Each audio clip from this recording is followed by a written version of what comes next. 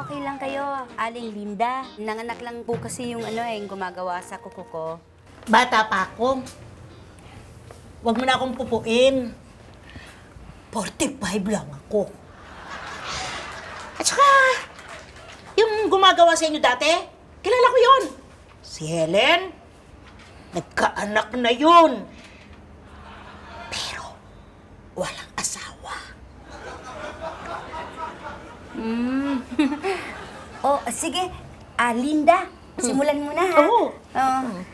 Baby, tawagin mo si Maria. Baka gusto niyong magpa-pedicure. Libre ko kayo. Pagkatapos ko dito kayo naman. Sayang naman, ma'am. Kakalinis ko lang kuko ko. Ay, ma'am, ako po. Papalinis ako. Libre niyo. Oh! Yay, sis.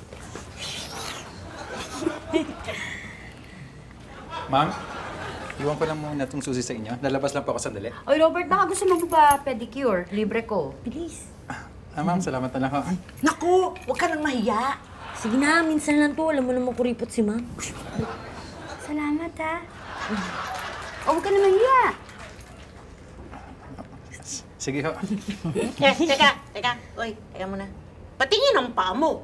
Iba kasi ang presyo ko pag lalaki. Yan! Ano yan? Ano yan? Hoy, manikurista ako, no? Hindi ako hardinero.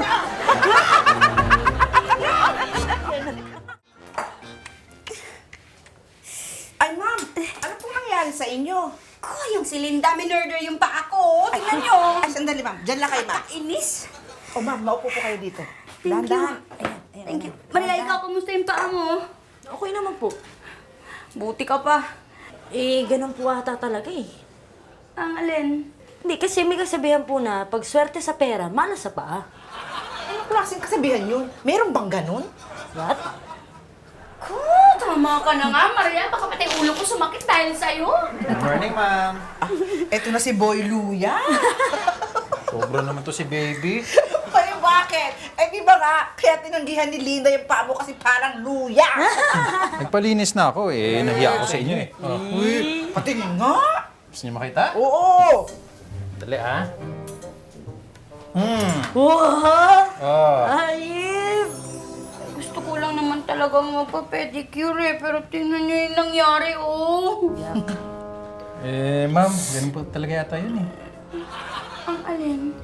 Pag swerte sa pera, malas sa paa. Oh! Kita niyo na, sabi ko sa inyo eh. Oh!